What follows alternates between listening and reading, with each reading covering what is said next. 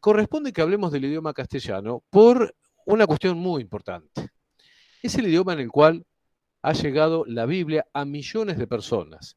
Y los tres idiomas principales, hablados actualmente en el mundo, no una lengua muerta como el griego, los tres idiomas principales hablados en el mundo son el inglés, el chino y el castellano.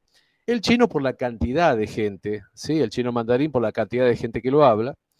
El inglés por la expansión que tuvo precisamente el Imperio Británico, no Estados Unidos, eso es importante aclararlo, porque quienes llegaron a Australia, Nueva Zelanda, Nueva Guinea, Belice, a África, a Hong Kong, bueno, bueno, desgraciadamente a nuestras Islas Malvinas también, los que plagaron el mundo con el idioma inglés no fueron los estadounidenses, los norteamericanos, sino fueron los ingleses. Y el tercer idioma, que no digo tercero en importancia, nada, pero sí por nombrarlo, es el nuestro, el idioma castellano. ¿Por qué digo que tenemos que hablar del idioma castellano? Porque desgraciadamente, si bien millones lo hablamos, son muy pocos los que realmente han profundizado en el idioma castellano y conocen, digamos, los vericuetos, las cosas lindas incluso que el idioma castellano tiene para compartir. ¿Por qué estoy diciendo esto?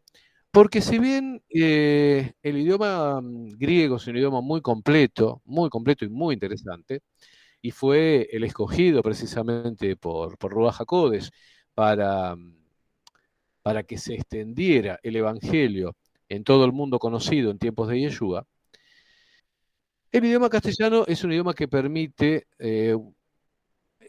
dar los conceptos de la Biblia con una gran profundidad. Nuestro idioma tiene mucha riqueza, no digo tan rico como el griego, pero puede estar a la par. Nuestro idioma tiene mucha riqueza, tiene mucha cantidad de palabras, tiene mucha cantidad de conceptos, mucha cantidad de ideas que permiten poder expresar prácticamente cualquier idea en nuestro idioma. Como todo idioma tiene limitaciones, o sea, cuando el Señor confundió los idiomas en Babel, eh, las distintas lenguas se quedaron con una partecita de eso que tenía un idioma general, ese idioma común que hablaba todo el mundo y que podía expresar todas las ideas y todas las cosas. Los idiomas son diferentes. El castellano es diferente del griego, el griego es diferente del hebreo, ambos son diferentes del inglés. Y cada idioma capta un pedacito de la realidad, capta una parte de la realidad y nos muestra, nos expresa distintas cosas. Yo veo un problema muy grande en el mundo mesiánico, en el mundo de las llamadas raíces hebreas, que siempre digo que son las raíces judías de la fe, en realidad. Y es que hay mucho improvisado dando vuelta. ¿A qué estoy apuntando? No estoy diciendo ser el único sabio, ser la única persona con conocimiento, pero sí puedo decir que hay una gran cantidad de improvisados, hay una gran cantidad de personas que por la libertad que otorga Internet, la libertad que otorga el poder hacer un video con un simple celular, hacer una página de YouTube, subirlos y darles cierta difusión, eso ha hecho que haya un montón de improvisados en Internet.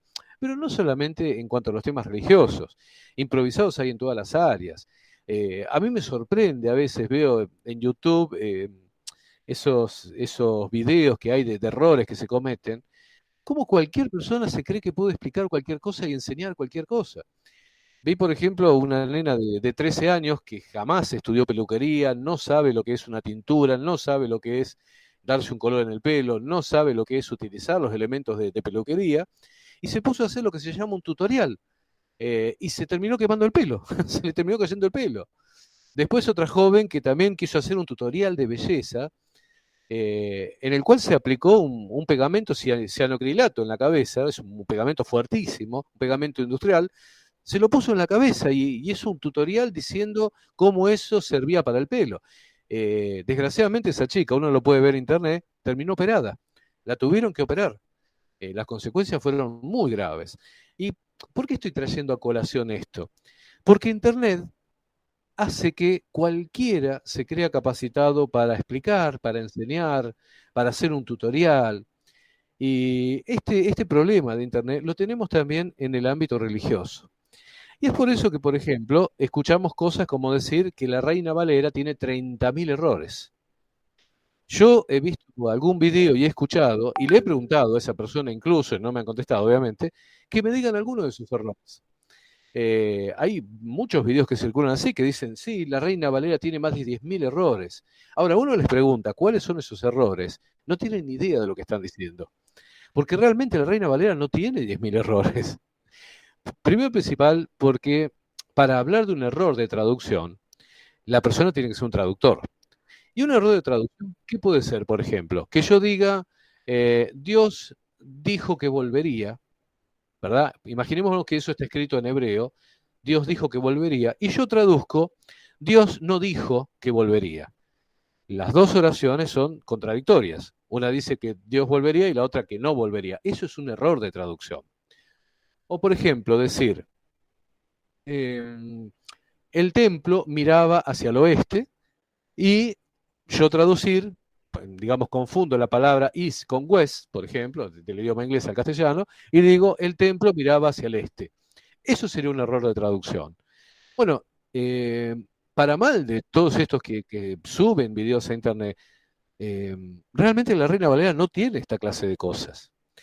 Lo que tiene la Reina Valera es diferencias con el texto que utiliza el judaísmo, normalmente. Y obviamente que además la Reina Valera, al hablar acerca de Yeshua, al hablar acerca de Jesús, va a tener diferencias con lo que el judaísmo promueve. Un ejemplo muy sencillo de esto es ver de dónde fueron tomadas las fuentes para traducir una cosa y la otra. Por ejemplo, el problema está en que cuando Casiodoro de Reina hace su traducción para el llamado Antiguo Testamento, específicamente para la Torá, creyendo utilizar el mejor de los textos, Casiodoro de Reina usa el texto que usaba el judaísmo, que era el texto masorético, el llamado masorético. Y para el Nuevo Testamento se basa en lo que había recibido a través del idioma griego.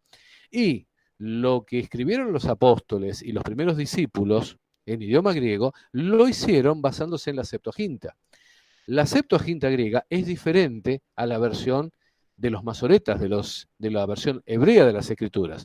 Entonces, por un lado, Casiodoro de Reina, para el Antiguo Testamento, específicamente para la Torá, usó el texto de los judíos en hebreo, pero para el Nuevo Testamento usó el texto en griego. Entonces, el problema está en que hay diferencias entre el texto griego y el texto hebreo.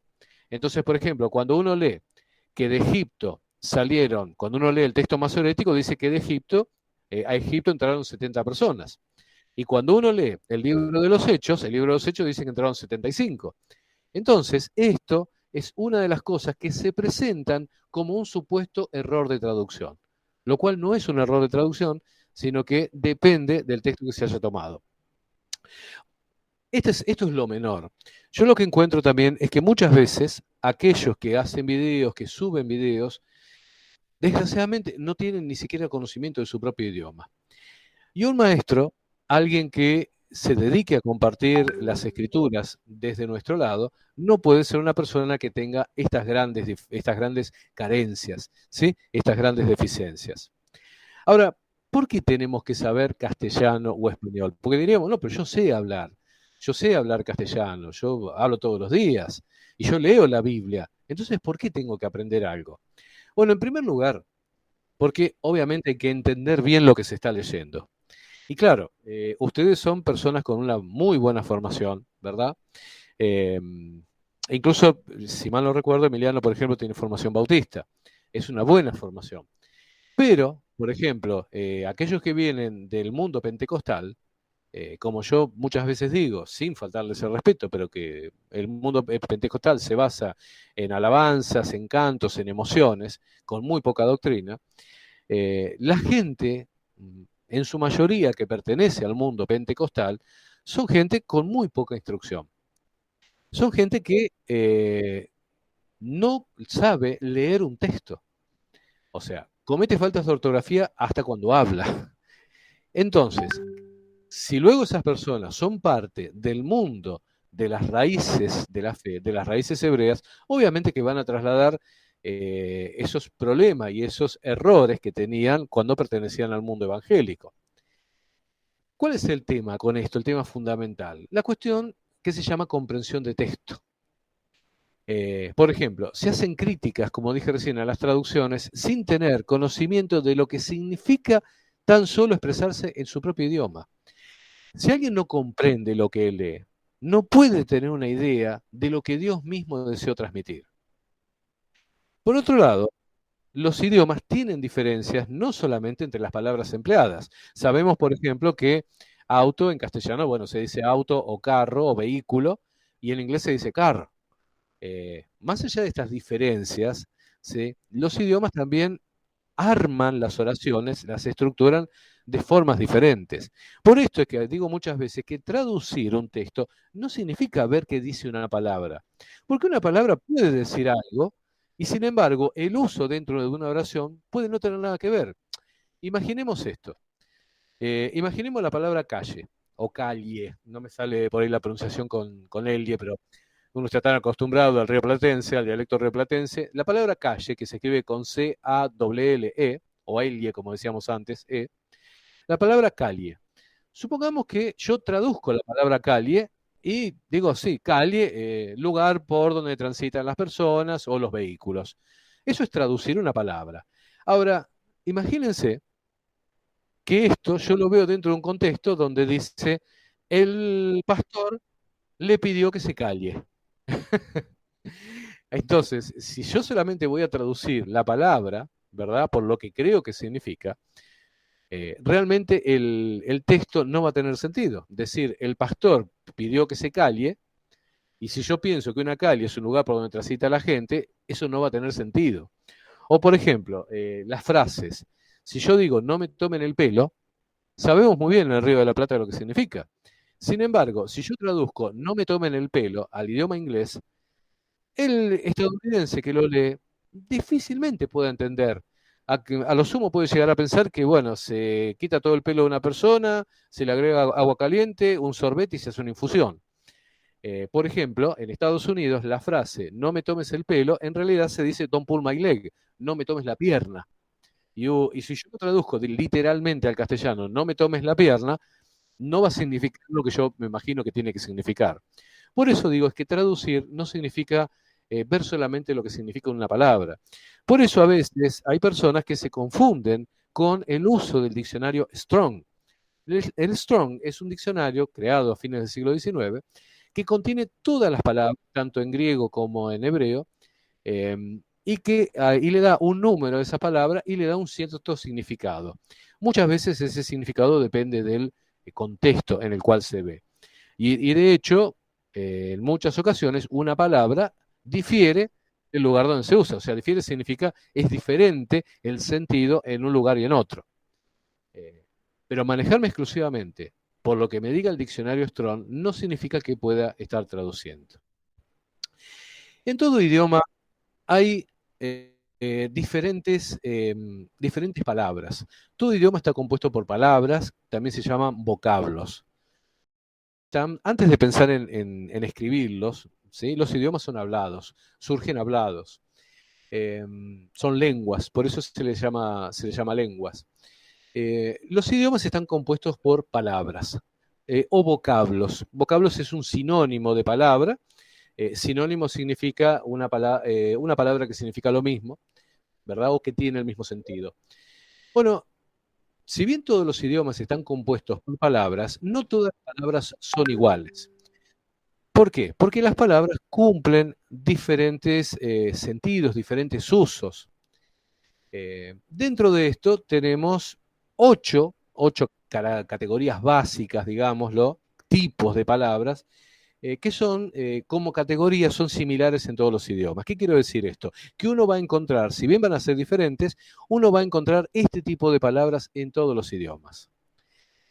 El primer tipo de palabra, uso la palabra tipo para que se pueda entender, ¿sí? El primer tipo de palabra es lo que llamamos, normalmente en castellano le decimos sustantivos. ¿sí? También se le dice nombres, pero utilicemos la palabra sustantivos. Si pensamos en la propia palabra sustantivos, nos da la idea de sustancia, o sea, lo que tiene una sustancia. Una palabra que es un sustantivo es eso, básicamente, es una palabra que tiene una sustancia. Como por ejemplo, una casa, un auto, un reloj, un hombre, una mujer, todos esos son sustantivos. Los sustantivos, entre ellos, tienen diferencias. La primera de la diferencia es que tienen género. Género significa ser masculino o femenino. En castellano estoy hablando, ¿eh? En castellano nosotros decimos la casa o decimos el auto, ¿sí? Eso nos está determinando un género. Es muy raro, y si se me permite la expresión, es muy loco esto, de pensar que, por ejemplo, una mesa es hombre o mujer, porque es la mesa, ¿verdad? Como si la mesa tuviera sexo. Pero bueno, en nuestro idioma, en el idioma castellano, algo que es muy difícil de entender para otros, en el idioma castellano tienen género. Con lo cual yo digo la casa o el auto, o por ejemplo el arma, o decir el taller, ¿sí? O por ejemplo decir la computadora. Bueno, todos esos son géneros, ¿sí? Género masculino o género femenino. Aunque parezca increíble, como yo estoy diciendo, los idiomas son diferentes. De hecho, en inglés, los sustantivos, por ejemplo, auto, casa, no tienen género. O sea, no hay género masculino y género femenino, por ejemplo, en el idioma inglés. Es the car y the house, o the man, o the girl. El de sirve para todo. No hay ni mujer ni hombre en las cosas. Pero lo que sí, por ejemplo, tienen otros idiomas es el número. Los sustantivos poseen género, como digo, en nuestro idioma, masculino o femenino, y también tienen número. ¿Qué significa número? Que no es lo mismo una casa que casas. No es lo mismo auto que autos. Bueno, eso es lo que llamamos número, ¿sí? En este sentido, esto es lo que nos diferencia un singular, algo que es uno, único, de lo que es un plural. Y todas estas cosas son importantes al momento de traducir ideas también. ¿Por qué? Porque ustedes van a escuchar que se dice muchas veces que Dios es uno, pero sin embargo, que sea uno no significa que sea único. Y esto es algo que ya más adelante lo vamos a charlar. Tenemos que ir paso a paso, ¿verdad? Pero dicho en hebreo, por ejemplo, el Shema, que es Deuteronomio capítulo 6, versículos 4 al 9, el Shema comienza así: Shema Israel, Yahweh Eloheinu, Yahweh Echad. La palabra Echad significa uno. Es lo que se utiliza como uno. Sin embargo, traducido al idioma griego, no se utiliza la palabra uno como número uno. Pero eso ya lo vamos a ver en otro momento. Simplemente ahora lo que quiero hacer es la observación de que los idiomas son diferentes. Entonces, como les decía, los idiomas están compuestos por palabras. Las palabras tienen diferentes tipos, los vocablos tienen diferentes tipos, hay diferentes tipos de palabras. El primero son los sustantivos. Los sustantivos poseen género y número, ¿sí? Los segundos el segundo tipo de palabras son los llamados determinantes. Esto no significa que lo tengan que aprender al pie de la letra y de memoria. Simplemente estoy explicando esto para que ustedes, si lo desean, pueden profundizar.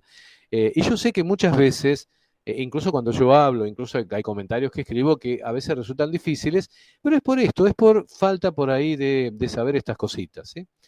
Bueno, los determinantes son otro tipo de palabra y digamos que los determinantes trabajan para el sustantivo. Acompañan, por ejemplo, el género, ¿sí? Y son muy importantes, porque, por ejemplo, yo digo moabitas, ¿sí? Y yo no sé si estoy hablando de moabitas hombres o moabitas mujeres. Entonces, si le agrego las moabitas, sé que estoy hablando de mujeres. Y si digo los moabitas, estoy hablando de hombres. O si digo una moabita, es una mujer moabita. Y si digo un moabita, me estaré refiriendo a un hombre moabita. Bueno, esto también es diferente en otros idiomas. Por ejemplo, en idioma griego, decir un moabita no existe. La palabra un o una en griego no existe. Entonces uno diría, bueno, pero en algunos lugares me dice una moabita. Por ejemplo, Ruth. Ruth era una moabita. ¿Y cómo se escribió eso en griego? Bueno, hay otra forma en la cual se entiende cuando está puesta la palabra uno o una o un. Por eso les digo, cada idioma es diferente y traducir no es decir el significado de una palabra. Bueno, entonces les decía, los determinantes trabajan sobre el sustantivo y, por ejemplo, hacen esto, acompañan al género. Si el género era femenino, moabita, una mujer moabita femenina, le pondré el la o las. ¿Sí? Si es el género masculino, le pondré los. Bueno, después hay otro tipo de palabras, otro tipo de vocablos, que son los llamados adjetivos. Los adjetivos le dan alguna característica al sustantivo. Dicen algo del sustantivo. Como por ejemplo cuando decimos los tercos israelitas. ¿Sí? ¿Cuál sería el sustantivo? Los israelitas. ¿Cuál sería el determinante? Los. ¿Sí? Entonces eso me está diciendo que son hombres. Y por otro lado me está diciendo cómo son estos hombres. ¿Cómo son? Son tercos. Bueno, los tercos israelitas.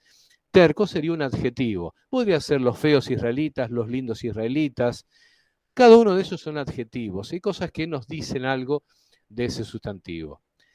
En otros idiomas también hay adjetivos, ¿sí? En griego se usa mucho, pero se escriben de otra forma también. Volvemos a lo mismo. No voy a dar ejemplos en otros idiomas porque no tiene sentido. Simplemente es para refrescar las cosas de nuestro idioma que incluso seguramente hemos aprendido en la escuela primaria, ¿no? Y en un poco de la secundaria, quizás. Luego existen los llamados pronombres. ¿Qué son los pronombres? Bueno, ustedes se fijan, dice pronombres, son dos palabras juntas. Originalmente no se decía pronombres, sino que se decía por nombres. En vez de decir pro, se decía por nombres. ¿Qué quiere decir por nombres? Que se usan en el lugar del nombre. Supongamos, yo me llamo Ricardo y supongamos que quiero decir algo con respecto a mí mismo. Digo, por mí mismo juraré.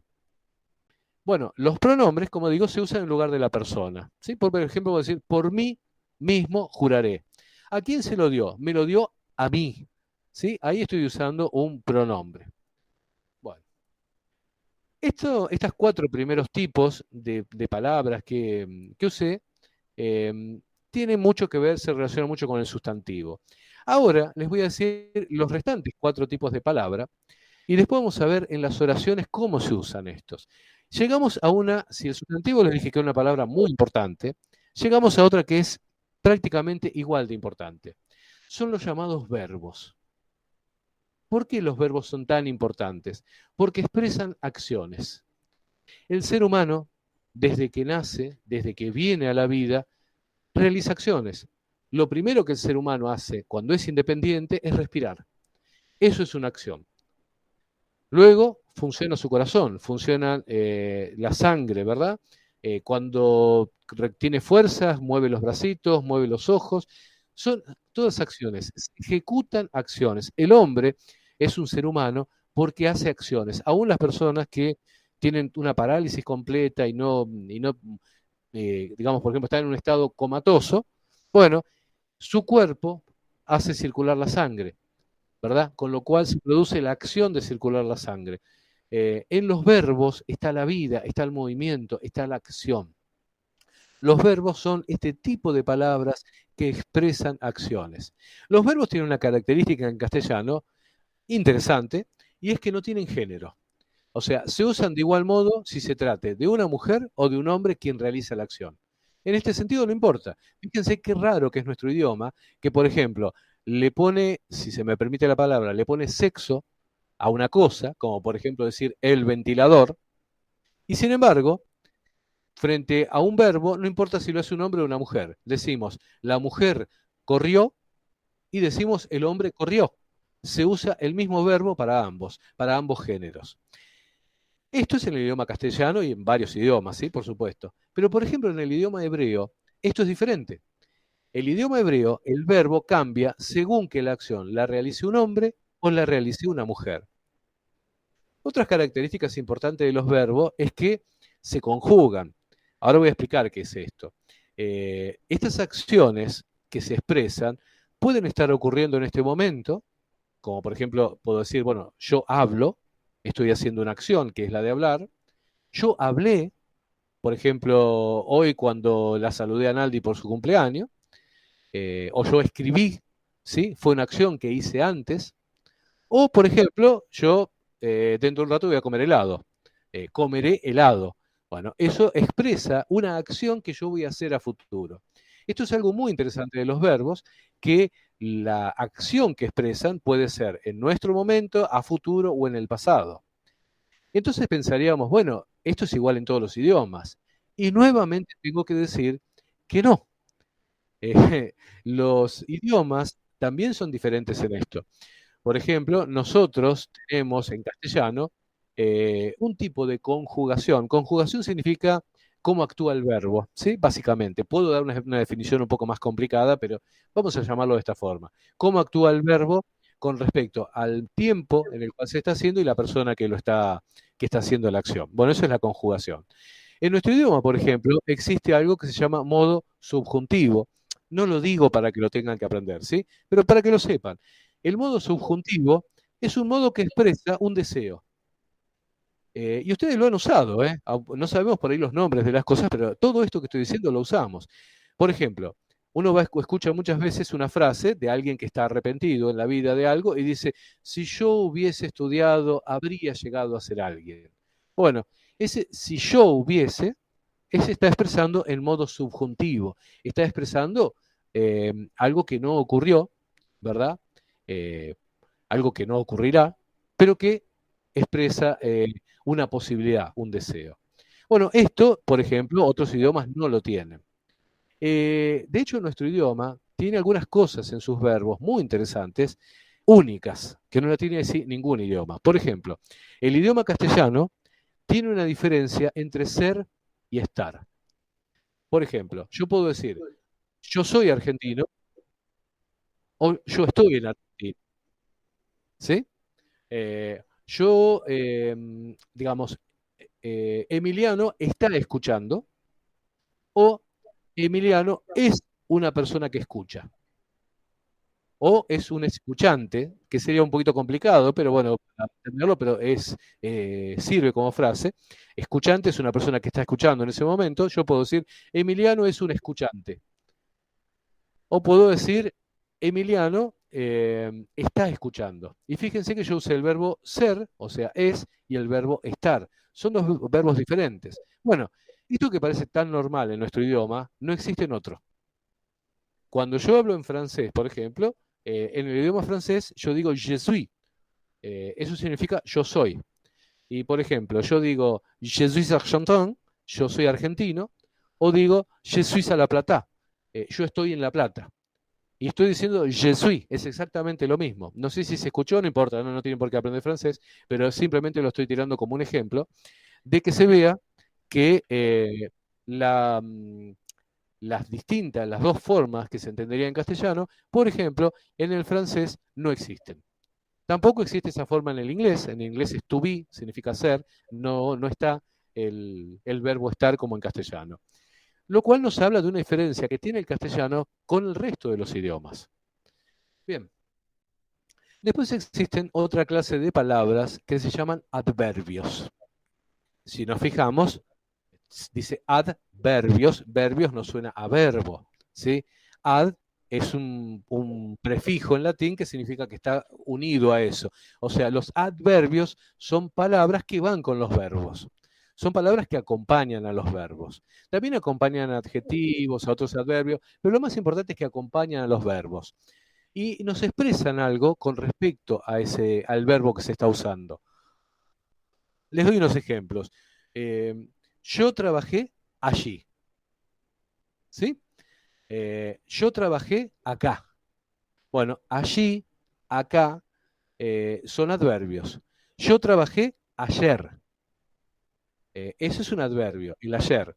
Y me está diciendo, el verbo, la acción es la misma, yo trabajé, ¿verdad? Pero el adverbio me está aclarando algo más de eso. Me está diciendo dónde trabajé. Yo trabajé allí. Yo trabajé acá.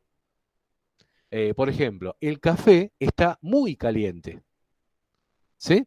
El adverbio muy nos está aclarando algo. Adverbios son aquí, allá, muy, tanto, tarde, temprano, obvio, verdaderamente. Todos esos son adverbios. Yo doy ejemplos y ustedes, bueno, pueden buscar después en la Biblia y ver el uso de ver dónde están los adverbios.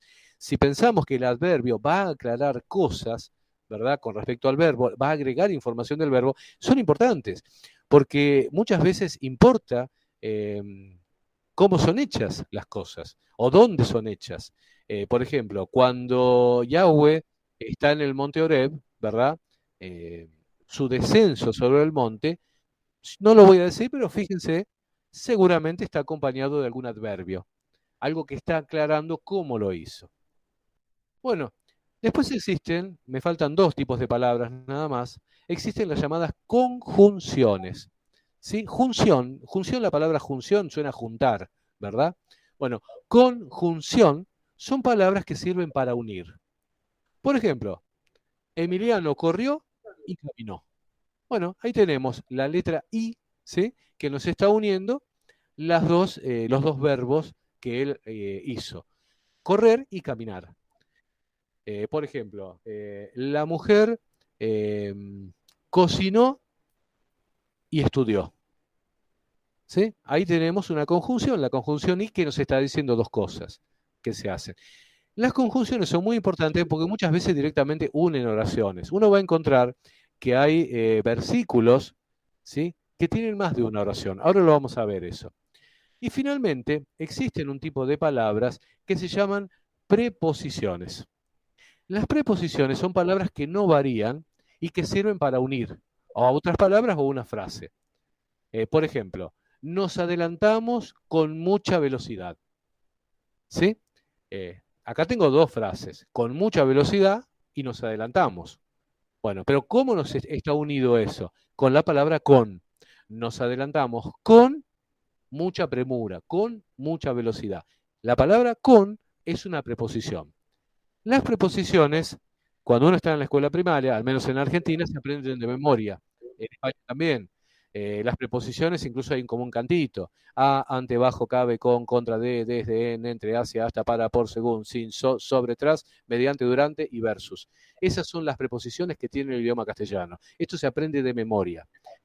Lo interesante de las preposiciones es que son siempre igual, no cambian. Sea que sean muchas personas o poquitas las que estén haciendo una acción, sea que sean mujeres u hombres, la preposición siempre es igual. No va a cambiar si es me adelanté con mucha velocidad, o es una mujer se adelantó con mucha velocidad, o las mujeres se adelantaron con mucha velocidad. La palabra con no va a cambiar nunca. En el idioma griego, las preposiciones existen también, pero tienen otro uso. Ya vamos a ver, les voy a contar de qué forma se usan. Todo esto que estoy mostrando es para ver las grandes diferencias que hay entre cada idioma, ¿verdad? Y porque la tarea, por ejemplo, de traducción no es algo para tomarlo a la ligereza, ni decir, bueno, la Reina Valera tiene muchos errores de traducción cuando es una persona que no sabe hacerlo con un vaso. Todo esto que estoy diciendo no significa que ustedes tengan que ser lingüistas, porque yo no soy lingüista. Eh, la idea es conocer estas cosas, indagar un poco en ellas. Seguramente han ido anotando lo que yo dije, conjunciones, preposiciones. Bueno, por ejemplo, las conjunciones, mirar la letra I, fijarse otras conjunciones que hay, ¿sí? Fijarse en las preposiciones. Yo dije la preposición con, está la preposición por, está la preposición de. Bueno, mirarlas. Si yo acabo de decir, por ejemplo, que unen frases o palabras, bueno, ver, por ejemplo, qué preposiciones son usadas en algún evangelio, en una carta, ¿verdad? ¿Qué frases se están uniendo? ¿Por qué las unen? Porque muchas veces el hecho de usar por ejemplo, una preposición, ¿verdad? Me está indicando que yo quiero relacionar dos cosas, ¿verdad? ¿Y por qué las quiero relacionar? Muchas veces hay cosas que yo escribo que tienen que ver simplemente con esto, con un análisis que se llama sintáctico de las cosas. Simplemente ver qué palabras se utilizaron y por qué. Ahora vamos a ver igual ejemplos, ¿eh? Bueno, es importante, como dije, conocer la diferencia entre vocablos, entre palabras. Pero todas las palabras, sea lo que sean, sean sustantivos, verbos, preposiciones, conjunciones, adverbios, adjetivos, determinantes, todas las palabras se unen para formar oraciones. También se le llama mensaje ahora. Antes se le decía oraciones, ahora por las últimas tendencias políticas no les gusta la palabra oración, entonces están empezando a llamarlo mensaje, ¿sí? Una palabra más izquierdista, más zurda. Pensemos que gran parte de la educación se está haciendo comunista, izquierdista, entonces la palabra oración, que tiene relación con el aspecto religioso, es una palabra que la están dejando de lado y utilizan la palabra mensaje, que tiene que ver con la construcción social, ¿verdad? Y toda la perorata comunista que hay en educación, pero les digo esto porque quizás alguno de ustedes tenga un hijo en la primaria o en la secundaria y no le digan, no le hablen de oraciones, sino le hablen de mensaje ahora. Bueno, son lo mismo. ¿Qué son las oraciones? Son un conjunto de palabras que quieren dar una determinada información. ¿Sí? Las oraciones nos dan informaciones. Muchas veces los versículos están compuestos por una oración. ¿Sí? Oración en el sentido de mensaje, ¿sí? De conjunto de palabras. Pero hay otras veces que un solo versículo tiene más de una oración. O sea, que un versículo puede darnos más de una información. Bueno, las oraciones tiene algo que se llama estructura, ¿sí? Una forma que está organizada. Pero básicamente una oración, hay muchos tipos de oraciones, pero voy a ir a lo más básico. Una oración, la más básica, tiene un sujeto y un predicado. ¿Qué es el sujeto? Es el que hace algo, es el que realiza una acción. ¿Qué es el predicado? Es lo que se hace, es el contenido de lo que el sujeto hace. ¿Sí? Entonces tenemos por un lado el sujeto y por otro lado el predicado. Identificar quién es el sujeto es muy importante porque a veces aparece más de uno, ¿sí? Aparece, por ejemplo, más de una persona. Supongamos que yo, decir Pablo con Marcos y Pedro viajaron hacia Derbe. Y Pablo caminó hasta la basílica. Entonces, si yo analizo esas dos oraciones, voy a ver que para lo primero, haber viajado hasta Derbe, tenemos tres sujetos. Pablo, por ejemplo, Marco, no me acuerdo quiénes dije, pero Pablo, Marcos y Pedro. Ahí son tres. ¿Sí? Es un sujeto que contiene esas tres personas que hicieron una acción. En cambio, cuando digo Pablo caminó hasta la basílica, el sujeto va a ser solamente Pablo, ¿verdad? Que hizo una acción. Por eso es interesante saber identificar quién es el que hace la acción. Ojo, que esto muchas veces se confunde, aunque parezca una tontería estas cosas que estoy diciendo, muchas veces se confunden. Por ejemplo, cuando vemos los milagros que acontecieron frente al faraón, hay cosas que hizo Moisés porque Dios le decía que las hiciera, y hay cosas que vinieron directamente sin que Moisés las anunciara. Y hay cosas que ocurrieron porque las hizo el faraón. Entonces, siempre es importante ver quién hace las acciones. Bueno, el predicado es aquello que se hace. O sea, es el contenido de lo que el sujeto hace. Bueno, en el sujeto de una oración, la parte que se llama sujeto, lo que tenemos siempre es un sustantivo. Vieron que empezamos hablando de los sustantivos, ¿eh? Los sustantivos que eran, por ejemplo, auto, casa, ¿sí? Todo lo que tiene sustancia. Dios mismo en una oración es un sustantivo, ¿sí? Lo digo con todo el respeto. En una oración, Dios es un sustantivo también. Bueno, el sustantivo puede tener más de un determinante. Vieron que yo les dije que el determinante, por ejemplo, es el artículo. Por ejemplo, decir el auto. Bueno, el determinante sería el. Por ejemplo, moabita, que uno no sabe si es hombre o mujer, yo digo el moabita, entonces ya sé que es un hombre, ¿verdad? Entonces, ese sustantivo, el sustantivo moabita, tiene un determinante, que es él, que está diciendo que es un hombre. Pero puedo dar otra característica. Puedo decir, por ejemplo, eh, el único moabita, y ya le estoy dando otra característica al sustantivo. Y todo eso igual va a estar dentro del sujeto de la oración. Luego la oración, como dije, tiene un predicado. El predicado de la oración es la parte donde se dice la acción que se hace. Y como se dice la acción, el predicado obviamente va a contener un verbo. Pero una característica interesante de los verbos es que los verbos se conjugan. ¿Qué quiere decir esto? Bueno, que hay que tomar en cuenta la persona y el tiempo en el cual se hace. ¿Cuáles son las personas? Las personas son yo, tú, él, bueno, ella, si queremos agregar, nosotros, vosotros, ustedes, ellos o ellas. ¿Sí? Todo eso son las personas que pueden ejecutar la acción. Y lo otro que importa en la conjugación es el tiempo verbal. Si se hizo en pasado, si se hace en el presente o si se hace en el futuro. El predicado también puede contener una parte, otras partes muy importantes. ¿Sí? Estamos hablando del predicado, la parte donde se hace la acción. Una de las cosas que el predicado contiene es lo que se llama objeto directo. ¿Por qué esto es importante? Porque el objeto es aquello donde recae la acción. Por ejemplo, yo digo, Emiliano arregla el auto. ¿Sí? Emiliano arregla el auto. Bueno, eso es una oración. ¿Quién sería el sujeto de esa oración? Emiliano. Tiene un sustantivo que es la persona Emiliano. ¿Sí? No tiene ningún determinante agregado, no digo el Emiliano, porque sería una forma bruta de hablar en castellano. Sin embargo, en griego sí, en griego tengo que poner el Emiliano. Eh, ¿Y el predicado cuál sería? Arregla el auto. ¿Cuál es la acción que hace Emiliano? Arreglar. ¿Pero qué arregla? ¿Sobre qué recae la acción de arreglar? ¿Cuál es el objeto directo sobre el cual recae la acción? El auto, precisamente. Entonces, el predicado será arregla el auto. El verbo será arregla, el verbo arreglar, y el objeto directo sobre el que recae la acción es el auto.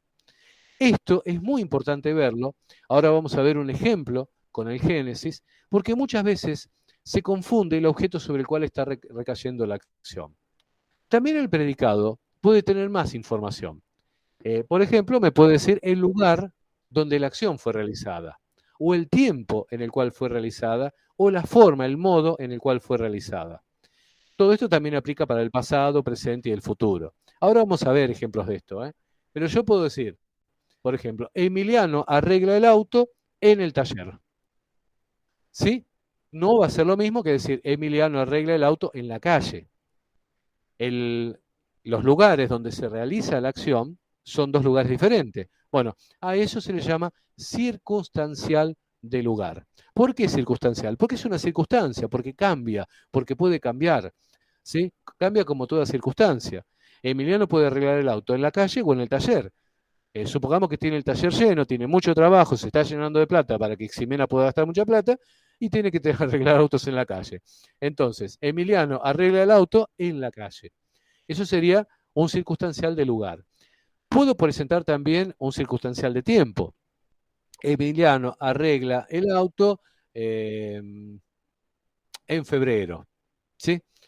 O puedo decir, Emiliano arregla el auto muy bien. Y ahí estaría expresando otra forma en la cual esto se está haciendo.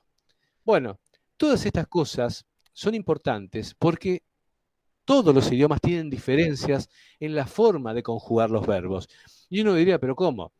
El pasado, el presente y el futuro tienen que ser lo mismo para todos. Y no, no es así. Por ejemplo, el idioma griego tiene un tipo de pasado, que yo ahora no lo voy a explicar porque no tiene sentido, diferente al castellano.